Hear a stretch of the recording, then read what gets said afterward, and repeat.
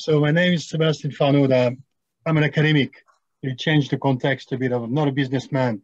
I'm not a classic academic, but I still work in a research center and try to develop techniques to to improve all that. What am I doing? Very well.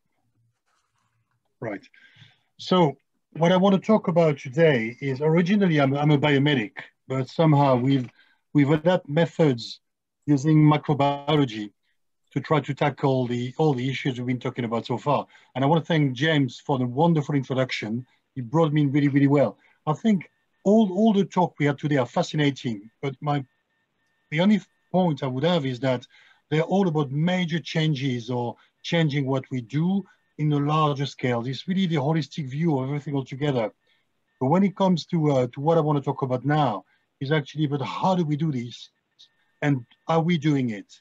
So what I want to talk in, not in too many detail, I don't want to bore you to death, but is to talk about using technology to actually bring those changes. And the key is that it is innovation, but in a sense, it's the way innovation doesn't get scary to people, because it makes sense that if you want to innovate too much and start saying, oh, we want to wipe out everything that exists to bring something new, let's face it, it's not economically possible. So what we're trying to do is to replace some methods which are not efficient enough, or which are not green enough, or which are not economic enough, by other methods, by fitting ours in the existing system. And that's a bit what the question was about earlier on, about putting all those operations together. Where do we stand? It's not just about changing everything altogether. It's about fitting an existing system, but making it better. So what I want to talk about is bioleaching. Bioleaching, and maybe people don't know about it, but it's quite simple. It's the use of bio. I know it's Daniel earlier on who said, I love everything is bio, so that's going to please you. This is what bioleaching. So the extract using microorganisms to extract metal from solid material. And bioleaching is part of all the other bits that you all know about, the biostimulation, biodegradation, and so on. It's all about bioremediation. So in a nutshell, again, I want to talk about specific methods, specific example, but this is more about a change of culture and looking into how we can use biomethods to target this dealing with the waste. So what is bioleaching? There are different methods, but the one I want to use to illustrate this is probably the easiest one. So this is the bacteria here. These bacteria do need iron to actually survive. So conveniently, they're going to use a form of iron. They're going to use ferrous iron, oxidized in ferric iron, so they can use electrons, produce energy, and they survive. Now, what happens is that in the medium where they are, when iron gets oxidized, iron is not too happy staying as ferric, so want to go back to ferrous. So iron in itself will go and try to oxidize other metal around. So if you got some copper in a medium, for example, then it's iron itself which oxidizes copper, then copper go back in solution, and now you've got copper which is accessible. So in a nutshell, bacteria use iron oxidizes copper back in solution. So this is a mechanism which is not very new. In fact, the Roman and Greek were using it but didn't know they were using it. But more recently, up to in the 40s, and strongly in South America, and now in South Africa, and now in South America, you got the mining industry has been using bacteria at a larger scale.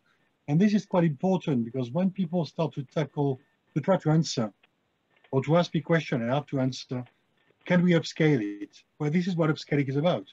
But in this case, we got people who have to actually metabolize and tackle millions of tons of material. Whereas in our case, we're still talking tons, but much smaller material. So even once I'm upscaling my bioleaching, it doesn't have to be as gigantic as this system there. What is bioleaching used for? Well, it's used for many things. So it can be used for liquid waste, solid waste, mining sites, all together. What I like this picture about is it's about trying to incorporate a technique into existing methods so that we can get a better one. So the benefit, to start with, it is environmentally friendly because it's something that doesn't use any toxic material. It doesn't use any high production of energy. It's also using microorganisms which are safe. So altogether, no need for very strong pressure, very strong temperature, which means very low carbon footprints. Eco cost is actually incredibly good. It's also inexpensive because what you need, once you got your setting, what you need is just to feed your bacteria, which is very, very simple and very cheap. And altogether, application-wise, well, it's not something which we can only apply to the metal. It's something we apply to many, many things, but the demonstration is that these systems have been there at the beginning of the world, billions of years ago. These systems are there. We're just mimicking, that's what biotech does. We're mimicking biotechnology to try to improve what is in society. So altogether, these are all the benefit of it. So how does that work? How do we improve it then? I got a proof of concept. Where do we go next? As I said, the important thing is going to be to maybe not rely yet on purely bioleaching to do everything altogether, but it's going to be to see how can we combine existing technology, which are well established economically and into place, and adding bioleaching to it to see how we can get something greener, better, more specific. Early on, James was talking about the fact that some methodology just try to deal with all the metals, but there's a lot of waste because, in fact, if you melt everything together to target the main metal, then you waste a lot of others. In this case, what we want to do is to get something maybe more specific by combining to bioleaching. When we talk about bacteria, people will say, oh, so which bacteria are you using? Different answer to that. In fact, most of bacteria can actually metabolize metal, but particularly some better than others. But what we do, this is evolution in action. This is where the academic bit come back. We try to use consortium of bacteria to actually make sure we can identify the one that work the best. And ultimately, something that the mining industry hasn't done. The mining industry has been using this for decades. It works. They got a massive setting and they keep it going. Because we worked from the start now, we decided to, well, let's try to get something that we can improve from the start. We then do a bit of what you call site-directed mutagenesis.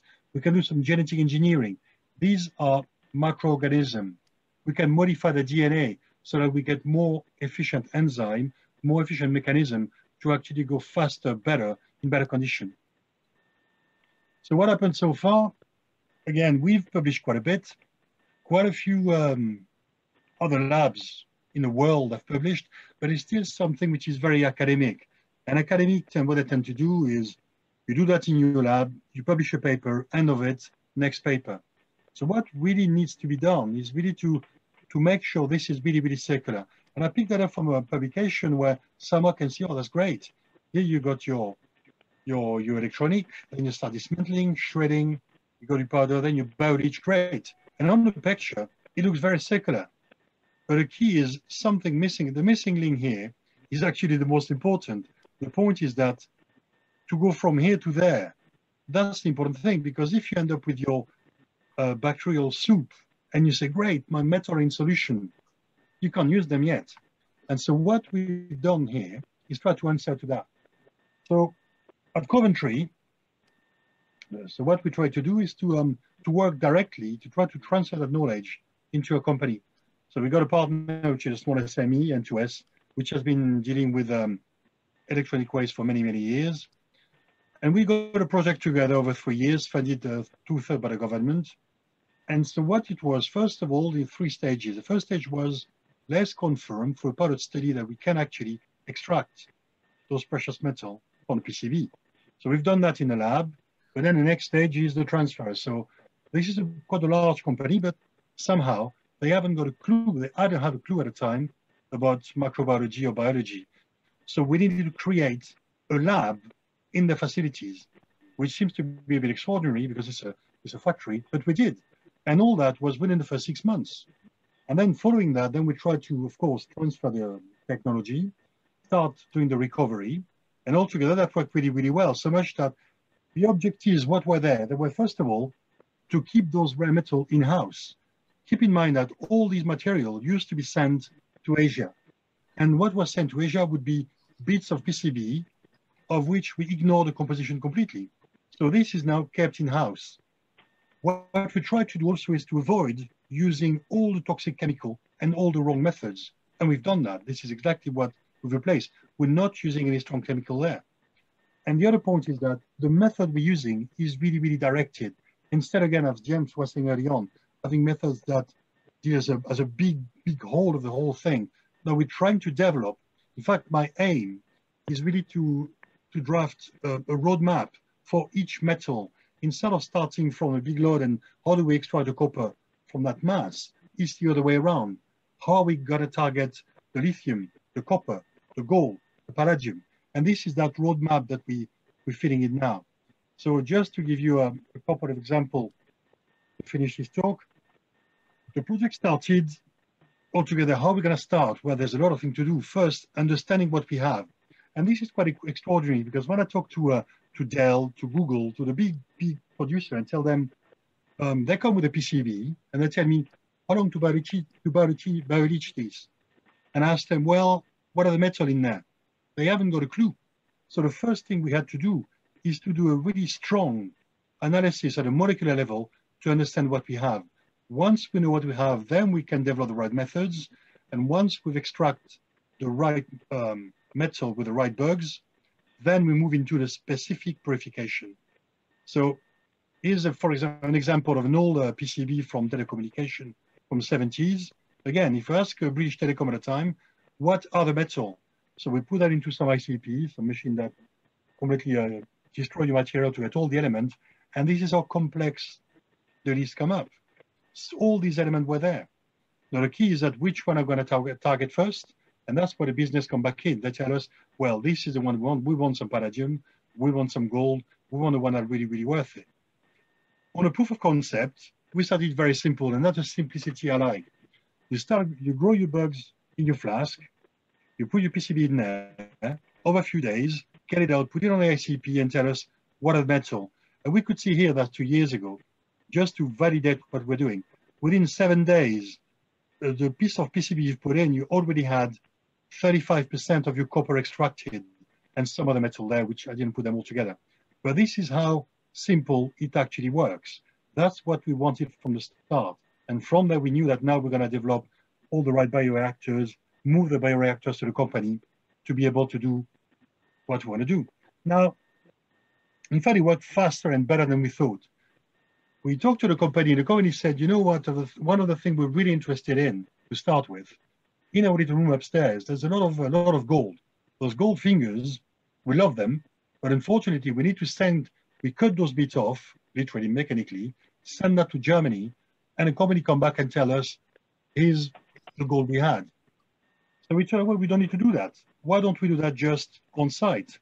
And so instead of using the classical method using cyanide or aqua regia, all this strong acid, we decided to use some indirect bioleaching to literally recover the gold. So now on site, they do have, they got a PCB, they cut those bits off, we bioleach that, and we end up with the gold.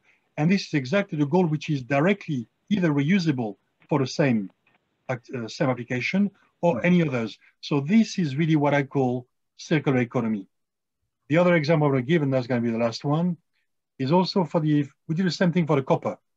Copper, which is the most preponderant, the strongest metal in all those PCB for the disconnected activity. And same thing, we start with the PCB, do a bit of shredding, put that in your bacteria. And what we end up doing is that, in this case, we combine bioleaching with electrowinning. So simple, just two technology.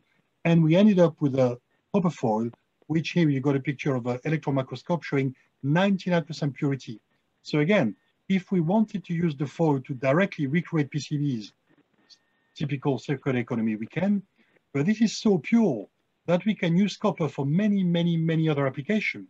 And that's quite important too. Now, we're not just talking about we've got waste, we've got garbage, we need to deal with it. We're talking about using a material which has got more application than it had at the beginning.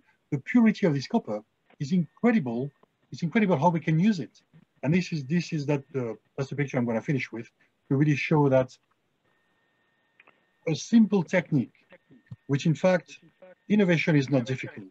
You're using something which has been there for millions of years, which has been used for decades by industry, and we use that to recycle existing waste, which is incredible, which a lot of it, the way it's being recycled is not the right way. So by using this method as part of the long chain of existing methods, we can not only avoid the waste, improve whatever come up. The economic side has been talked a lot so far, saying that, look, this is not just about getting rid of waste. It's about making money. This is making money. It's very cheap, and you get something which is better than your original product. So to me, we're ticking all the boxes there.